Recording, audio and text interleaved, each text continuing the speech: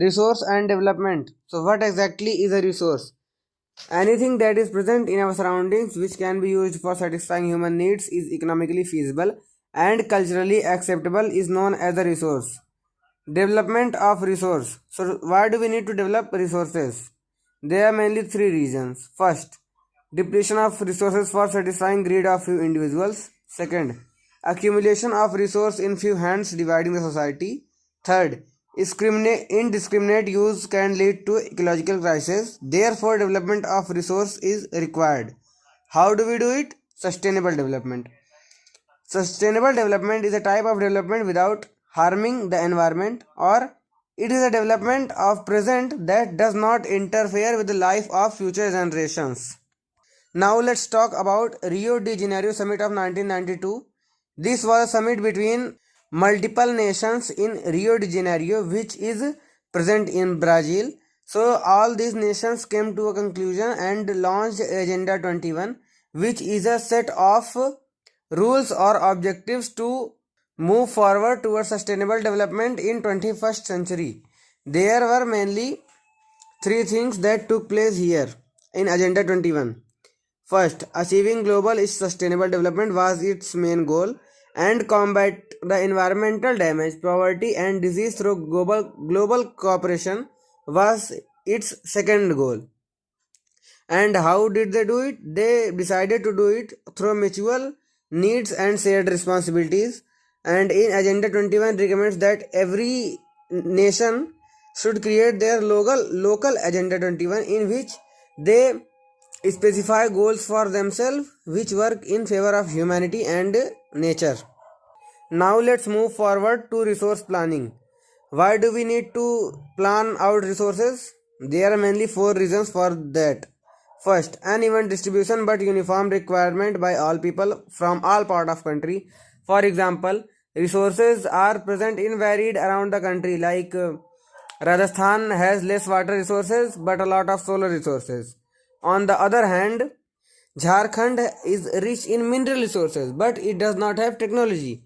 But people need resources in all of India, so this is why resource planning is necessary. There are multiple stages of resource planning. In the first stage, the resources are identified in both qualitative and quantitative manners.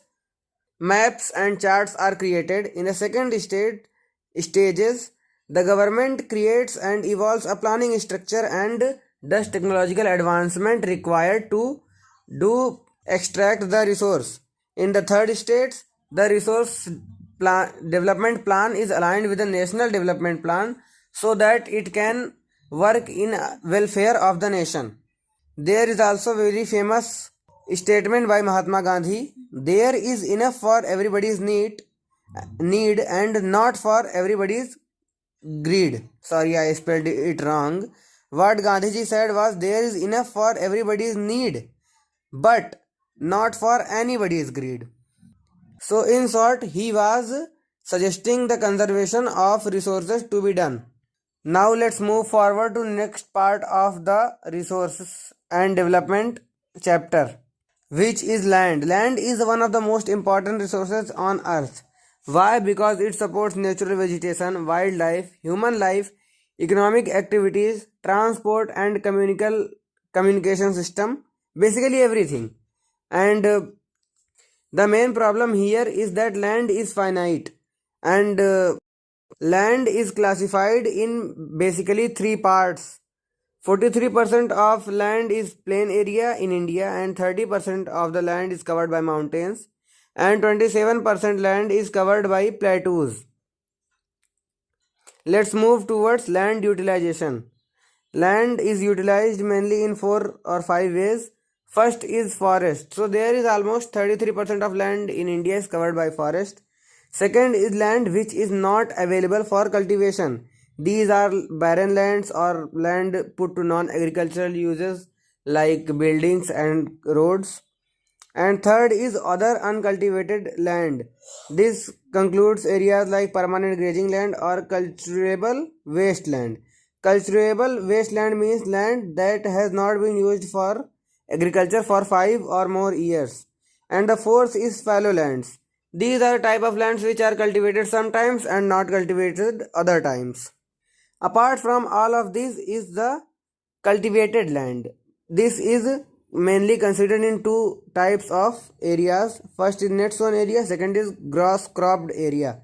Net sown area is area that is sown at least once in an agricultural year, and grass cropped area is area which is sown more than once in an agricultural area year. One of most concerning situations in nowadays is land degradation. There are many causes of it. Some of them I am telling you. First, deforestation, overgrazing, mining, over irrigation, mineral processing.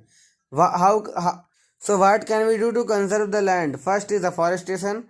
Second, we can do management of grazing land. Third is regulation of mining. Fourth is drip irrigation or sprinkler, which also saves water. So this is positive in two ways. Third is planting of thorny bushes in fields. Now let's move towards soil. The topmost layer of land is commonly known as soil. There are mainly 6 types of soil, including forest. First one is alluvial soil. It is mainly present in northern plains. Paddy and wheat are grown in alluvial soil. It has silt, sand and clay, and it contains potash and phosphoric acid and lime. And there are two types of alluvial soil, khadar and bangar. Khadar is new alluvial soil, bangar is old alluvial soil. Alluvial soil is mainly created when rivers take sediment from mountains and put them on plains. Second is black soil. It is mainly found in Deccan areas of India. The main crop grown here is cotton. It is made up of clayey material and it also has calcium carbonate in it. The main property and unique property that it has is property of self aeration. Third type of soil is red and yellow soil. It is mainly found in areas like Odisha, Chhattisgarh, Western Ghats, etc. The main crop grown here is coffee, which is mainly done in form of plantations. It has crystalline igneous rocks. It is reddish due to iron content inside it. The fourth soil is laterite soil, which is mainly found in hilly areas of Karnataka. It is pineapple and cashew nuts are grown here. It is not particularly vegetative because it is acidic soil and it has intense leaching due to heavy rainfall. Fifth is arid soil. It is mainly found in areas of western Rajasthan. Jawar and bajra are commonly grown here. This is sandy and saline soil. It also contains calcium in it. It is cultivable after proper irrigation, otherwise it is not cultivable at all. Last but not the least is forest. This mainly covers areas of hills and mountain regions. Forest normally contains mountainous vegetation and also forest vegetations. The texture of this soil is mainly loamy and silty, but the X factor that it has is it is fertile on valley terraces. So this was first chapter of geography class 10th. Thank you, that's all.